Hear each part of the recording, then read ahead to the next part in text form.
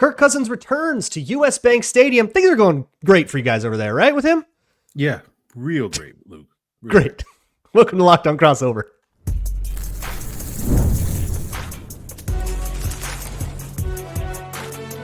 You are Locked On NFL Crossover, part of the Locked On Podcast Network. Your team every day. What's going on, everybody? Welcome to a crossover episode of the Locked On Vikings and Locked On Falcons podcast. Thank you all so much for coming and hanging out here. I am Luke Braun. I do Locked On Vikings here with Aaron Freeman, who does Locked On Falcons, here to talk about the upcoming Kirko revenge game. Maybe? We'll get into it. This episode is brought to you by Prize Picks, as are all crossover Thursday episodes. Download the app and use code LOCKEDONNFL to win $50 instantly when you play $5. Aaron, we're gonna see Michael Penix. What's the deal? We benching him after 4 interceptions? No, we're not benching Kirk Cousins after 4 interceptions. No, he never did that in Minnesota. Not once. I know. You had to go all the way back to like 2015 or something. Yeah, to like a random Washington game in his second year. Yeah. Yeah. So I think that was like his 5th start or something like that. Yeah. So no, we're not going to see Michael Penix this week. Maybe later in the season. If, I've talked about it on Locked On Falcons. If they get to 8 losses, right? So if they lose this week and then lose another one, then at that point it's going to be that might still make the playoffs. They might. It depends on what happens over the next couple of weeks, but it looks like Washington's probably going to get 10-7 and they'll probably lock up the 7 seed. It looks like Tampa Bay 7 seed. We're not aiming for the 7 seed. Yeah, well, and if Tampa Bay passes them, I think Tampa Bay is probably going to get to 10-7 too. So like it's really like I think 10-7 gives the Falcons their best chance. 9-8, you're going to need some help, and we'll see. I don't know. I feel like the Falcons can kind of sleepwalk because you got Raiders and Giants coming up too. Like you could end up kind of sleepwalking to a 3-2 finish, and then like a nice easy 9-8, and the 4 seed, and then the Vikings are traveling to Atlanta in the playoffs. I could very much see it. So I'm super curious because this might not be the last time the Vikings play the Falcons. Is Kirk cooked? Like, is it over? Because like Vikings fans, we all have a very vested interest in this. We watched him for 6 years, and is this an age thing, or is this just your classic kind of Kirk ups and downs? I think it's a little bit of everything. I think age is a factor. I think coming off the Achilles, that has been the big talking point all season long, was the lack of mobility. Kirk went from one of the least mobile quarterbacks in the NFL to absolutely the least mobile quarterback in the NFL. And that limits the offense in a lot of ways. His arm isn't what it used to be. It's not like he ever had this rocket sort of arm or anything like that. And so you take a little bit off of that. You take a little bit of the not being able to drive the ball off your back leg, all that stuff. Luke, about mechanics and footwork and all that stuff. Yeah. It inhibits things. I was kind of hoping he'd get past that, though. Like, it's been a while now. It did look like towards the middle of the season, he was sort of hitting that point where, that year and a half after the Achilles, it looked like he was doing some things, and it just hasn't necessarily progressed in that way. And so I think there's still hope that, maybe next year, but again, by the time we get to next year, if this season ends a certain way, like no one's going to care. No one's going to have any sort of patience for Kirk Cousins and whatever he's dealing with in 2025. Yeah, he'll be 37 years old. You got a young guy coming back. So I asked the Penix question kind of in jest, but if it were up to you, I mean, forget that, the Falcons are committed. They've got their plan. They're sticking to it. Good for them.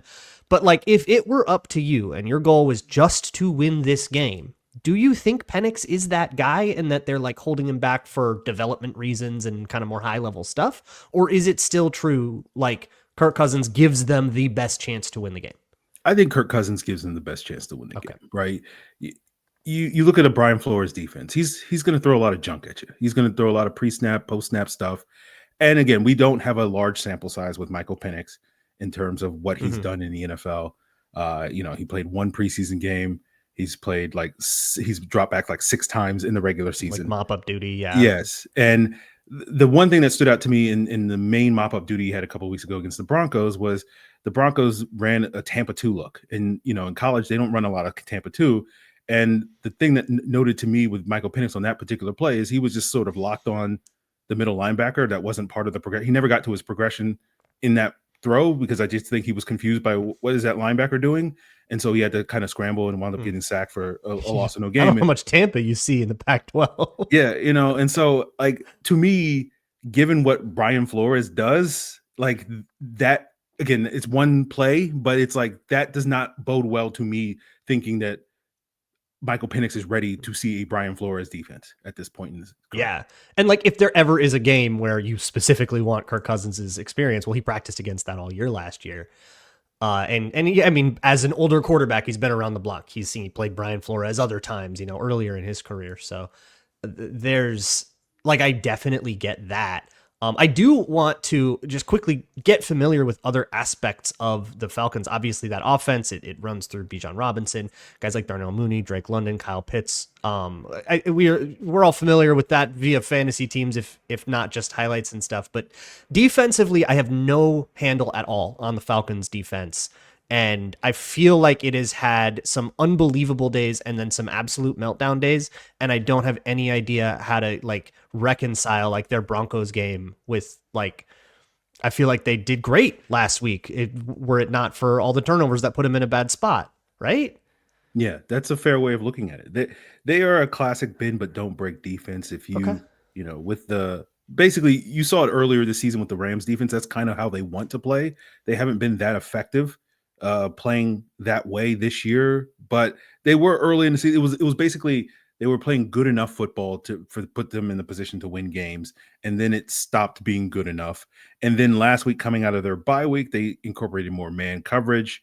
They used more dime defense. They were a little bit more aggressive blitzing on early downs. All hallmarks of not necessarily the Raheem Morris and defensive coordinator Jimmy Lake's defense that they've shown all year. More hallmarks of what the Falcons defense was a year ago under Ryan Nielsen. And it's basically a question. It's basically a question of whether or not this is going to be the trend moving forward for this defense, or are they just going to go back to playing the bend but don't break, playing a lot of zone, conceding easy completions, and just sort of hoping that once you get to third downs and the red zone, they'll be able to get stops. And it's the idea one little of trading, screw up and you're behind the chains and suddenly, it's an trading 5 yards touchdowns for field goals, that type of mentality that they have on defense. So, well, that kind of brings me to the Justin Jefferson question, right? There's one stud receiver that's clearly the 1A guy, and there are other threats on the Vikings offense. This is not like 2022 where if you stop Jefferson, you can stop the Vikings. But there is still clearly like a main guy. What is the plan there? What do the Falcons prefer to do against those kinds of offenses that run through one clear threat that's like the alpha of the offense? Do they bracket? Do they have a person that they trust for that? Do they just try to play the way that they play and just let him go off and say, we want to win the game anyways? What's their vibe?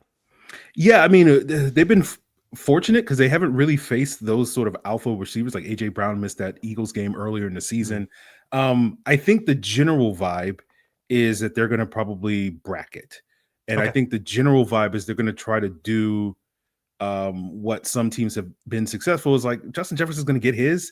And if you can just keep Jordan Addison and TJ Hockenson in check, that should be successful. That was, was it the Cardinals or the Bears game where both of those guys went off and they were able to keep Jefferson in check? Bears, where they kept Jefferson in check. We had 3 other players go over 100 yards and the Bears lost. Yeah. So I think if you can just sort of, Jefferson's going to get his, and if you can just kind of keep him out of the end zone, and if you can keep everybody else in check, I think that's the strategy that you want to go for. I think that's the best move. Yeah. That's the way the Lions have played the Vikings. They've beaten them 4 times in a row doing that.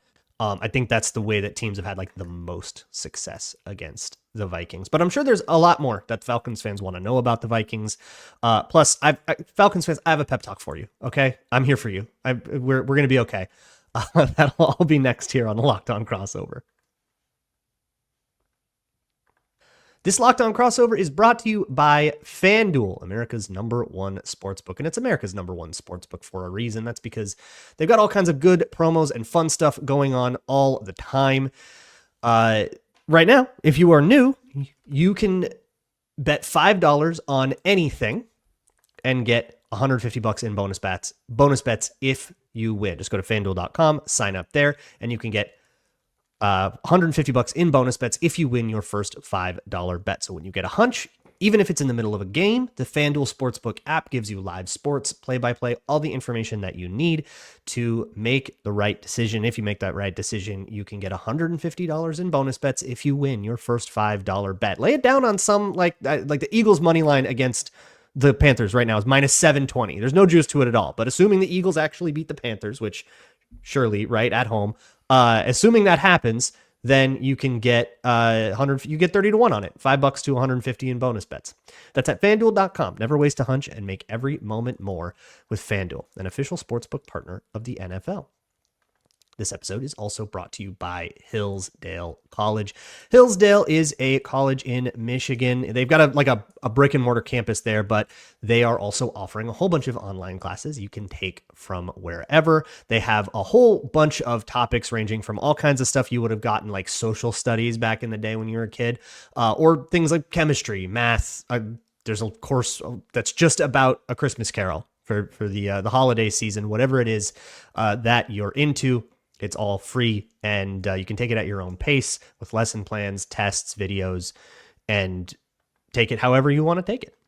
So if you're interested in that kind of thing, you can go to hillsdale.edu/lockedon to enroll in more than free online courses. Once again, that is hillsdale.edu/lockedon to register. There's no cost, and it's easy to get started. hillsdale.edu/lockedon. Moving right along here with the crossover episode of the Locked On Falcons and Locked On Vikings podcast. Aaron, I'm sure you have a whole bunch of questions about the Vikings and how things are going over here. But first, can I just talk to Falcons fans? I have a message, okay? Please. Look, we're here for you, okay? We've been here. All right? I know Kirk is coming off of a couple of, like, a total catastrophe. We've seen it. 6 years. This would happen every year. You'd have Kirktober.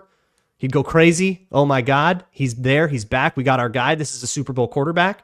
And then he would totally crater out. And you know what happened every single time? Every time, without fail, he would bounce back. This is the thing about Kirk Cousins. The state of affairs now is not going to be the state of affairs tomorrow. And part of that is what made me kind of not believe in him as the guy, and why I was pretty okay with letting him walk, because, hey, that's, you can't sustain a season like that, right? You can't go into a season with a quarterback is going to have a whole bunch of bad games and expect to be a Super Bowl contender. But in the moment right now, what you saw for the last two games, don't think for a second that it's what's going to happen on Sunday. And that applies whether it was a terrible game or a great game. Kirk Cousins, I made a whole chaos meter about it, okay? It's a week-to-week thing. And every single game starts 0-0 and is a totally new proposition. But I promise you, I feel like I'm like talking to an at-risk teen. It gets better. It gets better, okay? It comes around. It always does. We've seen it. We know where you're at. We know where your hearts are at, and we are here for you. Appreciate that, Luke. I really do. I really do appreciate that. I appreciate the chaos meter. We've been using it every week on the podcast. Good. Yes. I'm so excited. I'm so glad. So, it comes from a place, like, that's where it comes from. Like, yeah, I know where it comes from, but I think the Locked On Falcons listeners really need that reassurance from you. Yeah.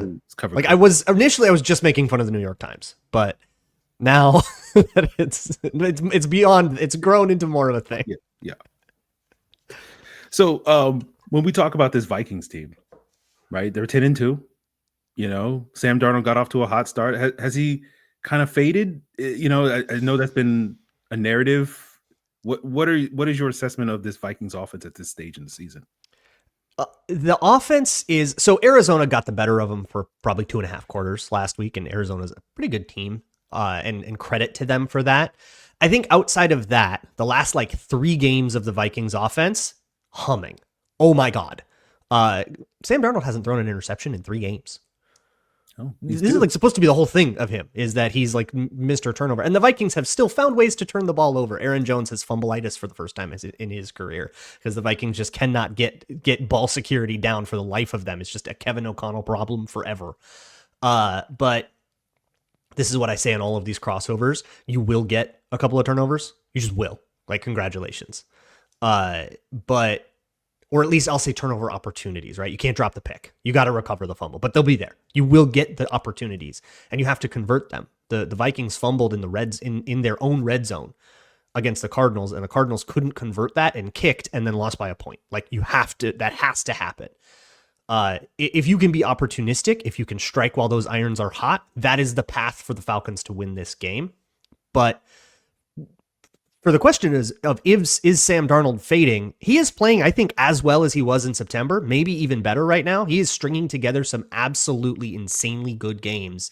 Kind of a weird first half last week, but that does not match what he did against the Titans, which was insane. He was unbelievably insane against the Bears in this like road trip. I think they've sort of rediscovered that rhythm that they kind of lost over kind of weird games against like the Colts and the Jags. They've rediscovered some kind of rhythm. He's found a way. If Justin Jefferson is taken away, he has kind of found his way to TJ Hockenson and Jordan Addison and these other guys. And we're ready to ride this dude for as far as he's going to take us. Yeah. I mean, when I look at this Vikings offense, I see a lot of challenges for this Falcons team. And my one hope is that they can get, turnovers. That's really it. That's kind of the thing. Hopefully Sam Darnold will have a couple of brain farts, as he is known to have. Hopefully Aaron Jones's fumble issues can continue. And as you said, they can sort of capitalize on that, because I don't see this Falcons offense going up against this Vikings defense and scoring a lot of points. They've really struggled this year against quality defenses. Pretty much any defense that's in top 15 DVOA, they're averaging like less than 14 points a game against that team. They only broken 20 points once against those defenses, and that's the Philadelphia Eagles, where they got 22. And basically their success in that game was they ran the ball down their throat, and then Kirk went off in the fourth quarter. I don't think that's going to be the formula for success. They're going to need to score a lot more points. And, I watched the Rams and Lions game earlier this season to find, some teams that had some success scoring against this Vikings defense, and hoping to see some common trends. It was hard to sort of see like, oh, this is how you score against this defense. So I'm hoping, Luke, that just for the, Locked On Falcons listeners, you can give them a little bit of hope about maybe a couple of vulnerabilities in this Brian Flores defense. Yeah, I do think there's a common thread between those couple of games. It's just vague. It's that both Jared Goff and Matt Stafford were able to push the ball downfield without holding the ball for very long, which is a great way to counter the blitz heavy stuff. And because of that, Brian Flores moved away from some of his more aggressive blitzing stuff. He still blitzed. He still did the thing that he does, but he was more conservative about the alignments, and he played things a little more straight up. And the Vikings just kind of didn't have the horses to keep up with those offenses in that world. I wonder if there's a lesson learned there. I'm very curious to see what Brian Flores does next time he plays the Lions, and maybe next time he plays the Rams, if that's how things shake out, because that very well could. But that's kind of how I felt that defensive little slump kind of occurred. Those are two really good offenses. But I also know Kirk Cousins, and that if you just straight up blitz Kirk Cousins, he has enough experience, I think, to find the hot. He wasn't always consistent about that in Minnesota, and when he didn't, I got really annoyed by it, because it's like, dude, you're in year 12 and you still have to like get to your check down. But he, like, it's there. He can do that if he's feeling it, and maybe this is the Kirko revenge game, right? Maybe this is where it comes in super fired up. We've seen a passionate, angry Kirk Cousins absolutely go off. And I remember, they played in Washington once a couple years ago, and Cousins, every other time he played Washington, it was at home. So that was the only time he actually went back to FedEx Field. So it was kind of a big deal. And he was very kind about it. And he said all the right things. He was more about like, oh, I'm like excited to see, he like said hi to a security guard. He remembered, he was excited to see some old friends and stuff. And the whole organization had turned over so much since he had been there that it wasn't really like a true revenge game. But then they won. And afterwards, somebody was like, did it feel good? And he was like, yeah, it kind of felt good. Like it was in there. He just was being nice about it. So I don't know. I think he could, there is absolutely a world where where you just get total whiplash coming off of a 4 interception day, coming into US Bank Stadium, and suddenly you see the best of Kirk again. I'm absolutely not writing that off. Yeah, I that's my hope. That's my hope for this Falcon team. I'll be curious to see how they handle what Flores is going to throw at them. It's got to be like max protect. I think the teams that have done, 6, 7, 8 guys in protection have had the most success. And then that means you only have 2 or 3 routes and you have to call the right concepts against the right coverages. But a lot of times the Vikings only have 6 or 5 guys in coverage. So it's just sort of a smaller game and you find it and it almost simplifies the read and can make it easier. That's how those teams have been able to move the ball. Yeah, I'm very curious to see how the Falcons handle it, because like for me, I look at this Falcons offense and like Bijan is their sort of most dynamic playmaker, and a lot of times he can just get him the ball and let him do stuff. But because of all the blitzes that they throw, that they're going to rely on some 6-man protections. And I don't know, check down to him in the flat and see if he can beat a corner. Feels like it could work. So yeah, I want to see them try to get him, and if that means putting both running backs in the backfield and letting Tyler Algier stay in to protect, so that they can allow Bijan to sort of get out in the route and do some damage against this Vikings linebacker group. That's what I would like to see. But how often can they sort of spam that to create, explosive plays or anything like that? We'll have to sort of see on Sunday. I think that's a great key to the game, and other keys to the game coming up next here on the Locked On crossover. This Locked On crossover is brought to you by Mint Mobile. Look, with a lot of big wireless providers, this whole thing is a racket. We know what it's about. They're going to suddenly skyrocket your price the second you step out of the store. Everything they have always promised to you never comes true, but that's not the case with Mint Mobile. You never have to worry about these kinds of gotchas. When Mint Mobile says $15 a month when you purchase a 3-month plan, they mean it. All plans come with high-speed data and unlimited talk and text delivered on the nation's largest 5G network. They are here for you with these premium wireless plans starting at $15 a month. You can use your own phone. You can bring over your contacts and your phone number, so no need to worry about that. And get 3 months of premium wireless service for $15 a month. So to get this new customer offer and your new 3-month premium wireless plan for just $15 a month, go to mintmobile.com/lockedonnfl. That's mintmobile.com/lockedonnfl. Cut your wireless bill to $15 a month at mintmobile.com/lockedonnfl. $45 upfront payment required, equivalent to $15 a month. New customers on first 3-month plan only. Speeds slower above 40 gigabytes on unlimited plan. Additional taxes, fees, and restrictions apply. See Mint Mobile for details. So you kind of mentioned a little bit, Aaron, about your envisioned path to victory. We can build like the path to the Falcons winning this game. It's that Kirk Cousins comes in, super fired up. He plays lights out. He's dialed in. He's hitting things in rhythm over the middle of the field, like vintage Kirk, like Kirk was doing right before he got hurt in Minnesota. Like we were kind of, our last memory of him was him in this like total all cylinders mode. He gets the ball out to Bijan Robinson, who can't be tackled. Defensively, the Falcons are able to get some pressure on them. I think the Vikings have a weak spot in their interior for sure. They're figuring out what they want to do at right guard. They've got Dalton Reisner in there right now. He's been, we'll go with shaky. Blake Brandel is also kind of a week-to-week proposition. So both the guards, you're attacking that. You're hitting them up the middle. Like that feels like the path to victory for the Falcons. Do I have that? Yeah. I mean, when I look at the 3 keys, you pretty much nailed it. You got to have some answers for Brian Flores, and we'll see what interesting wrinkles Zach Robinson can come up with.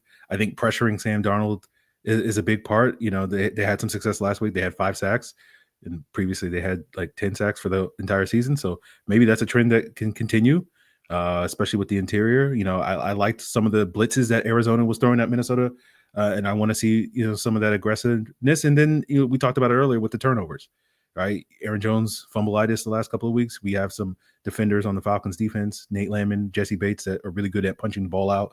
And then hopefully that pressure and whatnot, you can get Sam Darnold to make some mistakes, force some throws into, Justin Jefferson or whatever, and maybe AJ Terrell or Jesse Bates, does his usual cheating on it and jumps those throws and they get some turnovers. And as you say, capitalize on that with touchdowns as opposed to field goals. Yeah, like really be able to move the ball. One thing about the Vikings I should mention, they hold the ball a long time. And part of that, Sam Darnold, sometimes he's slower on his progressions until he dials in and then he gets the ball out quick and then it gets really lethal. But sometimes it's, play action, 7-step drop, wait for a post to come open. He stands back there forever and then the offensive line can only block for so long.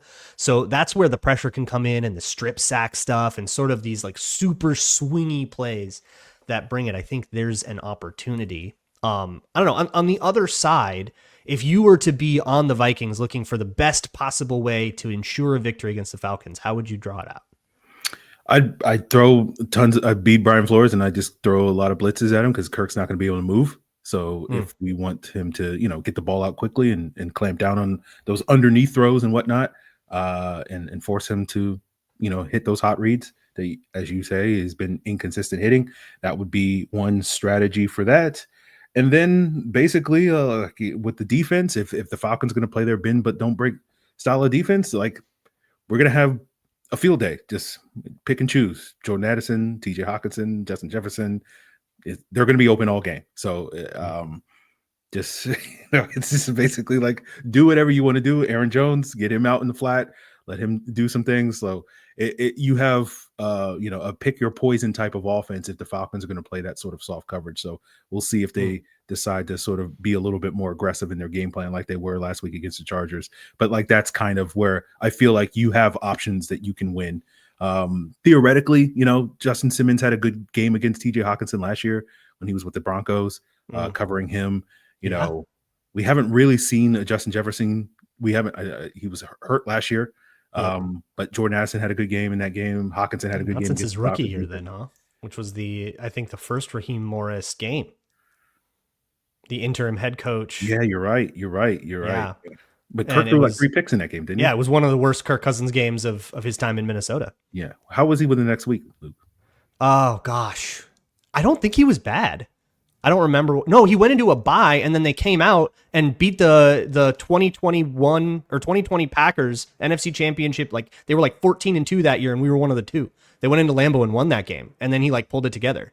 Okay, well, all right. Needed the bye to relax on that one, but that's what I'm saying. Like this absolutely, like the second you think you've got him pegged. He's going to do something that you didn't think he was going to do anymore. You cannot be a prisoner of the moment with Kirk Cousins. You'll be wrong a lot. A question I had on one of the things you said there with the blitzes and Kirk Cousins being like a statue in the pocket, right? We're very familiar with that, but how are the tackles, especially the left tackle around the blind side? Because sometimes you can get a strip sack that way. And the Vikings' main source of pressure, if it's not, unblocked blitzer or whatever, linebacker beating the running back, it's Jonathan Grenard off the edge and Andrew Van Ginkel off the edge. Those two guys have been playing Pro Bowl level football. So if the Vikings are, and they can probably isolate the tackles, maybe you get chip help, but you can, that also sort of contracts your offense in a way the Vikings would be happy with. So how are the tackles? Can they handle those challenges? It'll be interesting because Jake Matthews typically struggles against power. If you just bull rush him, you can sort of collapse the pocket. Caleb McGarry typically struggles against speed. So if you just, try to bend the edge. So we got a power guy and a speed guy. So that's fascinating. So like you have an opportunity if you can get those guys matched up. McGarry's been a little bit more susceptible to power this year because he's been dealing with a knee injury. And so he just doesn't have as strong a base. So you can kind of go through him before now than you could before. So the tackle play has not been a major issue, but at times it'll show up. There's been a bunch of times the last couple of weeks, especially where they will give up a pressure at the inopportune time, and that will lead to a Kirk Cousins fumble. Fortunately for the Falcons, they've recovered a lot of those fumbles, but he has fumbled the ball quite a bit this year because of, he'll him do not that. being able to move in the pocket and all that stuff. Yeah. And the way I don't know if he's changed this. This is something he said in a clinic like 5 years ago. But the way that he approaches the front, he will usually do all of his protection work pre-snap. He'll look at the front. He'll identify what the blocking assignments all should be. So if something unexpected happens, he often will not pay attention. Like he is specifically chosen to focus on reading the coverage and reading out his concepts and like dedicate all his mental energy to that and all of his mental time to that in the pocket and essentially just like eat it if something unexpected comes and he gets hit blindside or something like that. He's just chosen to risk that. So he takes a ton. Like if you ever get an unblocked blindside blitzer, he'll just eat that thing. Like he'll just take it and not see it coming at all. And that's how you get crazy strip sacks. And that was a thing for him all the time. And it's like a decision he would defend if you grilled him on it. But obviously that's an opportunity. He just thinks it's worth it. Yeah. We've seen a little bit of that this year. Yeah. I don't know. I feel like this has just become the Kirk Cousins episode, but that's probably appropriate. Well, it's all we're talking about in Locked On Falcons. So, Yeah.